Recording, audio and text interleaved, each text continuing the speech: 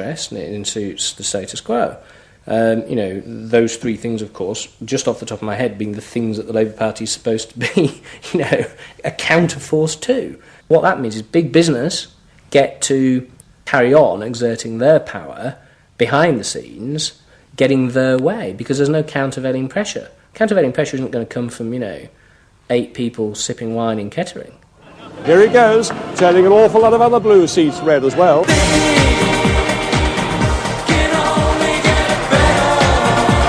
Very happy, very relieved, and very exhilarated.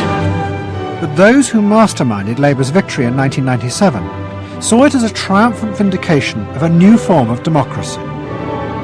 By understanding and fulfilling people's inner desires through the focus group, they were giving power to individuals, not treating them as faceless groups who were told by politicians what was good for them. I don't see the focus group as some marketing tool. I see the focus group as a way of hearing what the people have to say. And I see the focus group as a way to a new form of politics. What the people give, the people can take away. We are the servants, they are the masters now.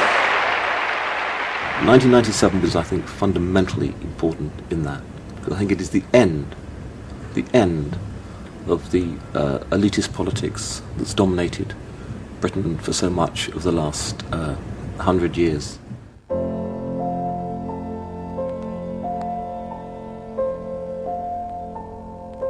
In 1939, Edward Bernays, Sigmund Freud's nephew, created a vision of a future world in which the consumer was king. It was at the World's Fair in New York, and Bernays called it Democracity. It was one of the earliest and most dramatic portrayals of a consumerist democracy, a society in which the needs and desires of individuals were read and fulfilled by business and the free market. The World's Fair created a spectacle in which all of these concerns were met, and they were met by Westinghouse and General Motors and the American Cash Register Company, and company after company presented itself as this sort of centerpiece of a society in which human desire and human want and human anxiety would all be responded to and would all be met purely through the free enterprise system. There was this sort of notion that the free market was something that was not guided by ideologies or by political power. It was something that simply was guided by the people's will. This was the model of democracy that both New Labour and the American Democrats had bought into in order to regain power. They had used techniques developed by business to read the desires of consumers, and they had accepted Bernays' claim that this was a better form of democracy. But in reality, the World's Fair had been an elaborate piece of propaganda designed by Bernays for his clients, the giant American corporations. Privately, Bernays did not believe that true democracy could ever work. He had been profoundly influenced in this by his uncle's theories of human nature.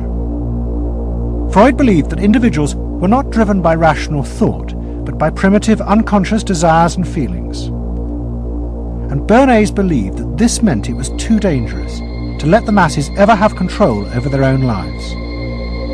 And consumerism was a way of giving people the illusion of control, while allowing a responsible elite to continue managing society.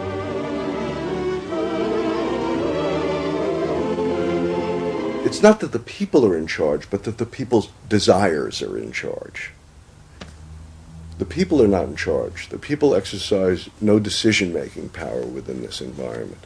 So democracy is reduced from something which assumes an active citizenry to something which now increasingly is predicated on the idea of the public as passive consumers, the public as people who essentially what you're delivering them are doggy treats.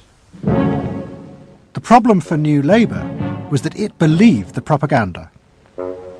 They took at face value the idea promoted by business that the systems invented to read the consumer's mind could form the basis for a new type of democracy. Once in power, New Labour tried to govern through a system that Philip Gould called continuous democracy. But what worked for business in designing products led the Labour government into a bewildering maze of contradictory whims and desires.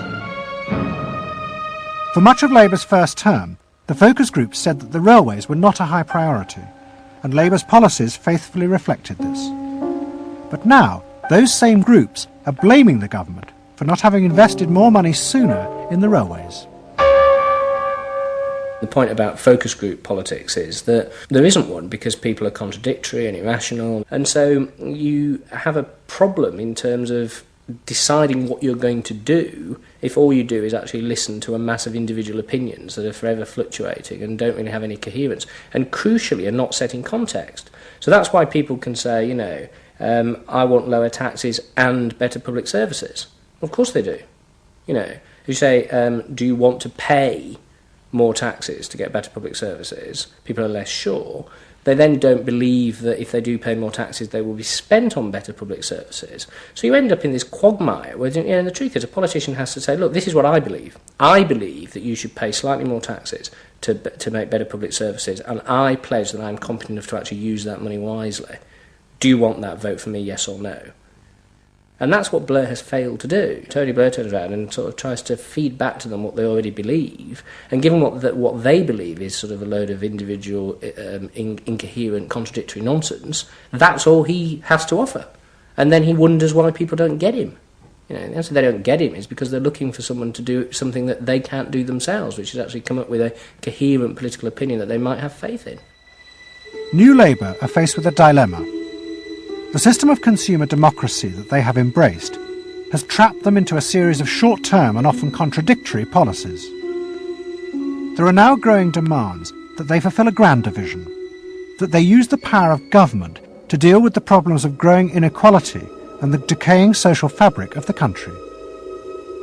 But to do this, they will have to appeal to the electorate to think outside their own self-interest. And this would mean challenging the now dominant Freudian view of human beings as selfish, instinct-driven individuals, which is a concept of human beings that has been fostered and encouraged by business because it produces ideal consumers.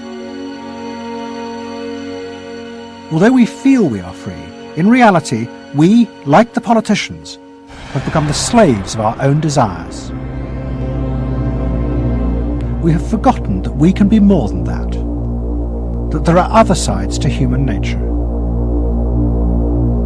Fundamentally, here we have two different views of human nature and of democracy. You have the view that people are irrational, that they are bundles of unconscious emotion. That comes directly out of Freud. And businesses are very able to respond to that. That's what they have honed their skills doing. That's what marketing is really all about. What are the symbols, the music, the images, the words that will appeal to these unconscious feelings? Politics must be more than that. Politics and leadership are about engaging the public in a rational discussion and deliberation about what is best, and treating people with respect in terms of their rational abilities to debate what is best. If it's not that, if it is Freudian, if it is basically a matter of appealing to the same basic unconscious feelings that business appeals to, then why not let business do it? Business can do it better. Business knows how to do it. Business, after all, is in the business of responding to those feelings.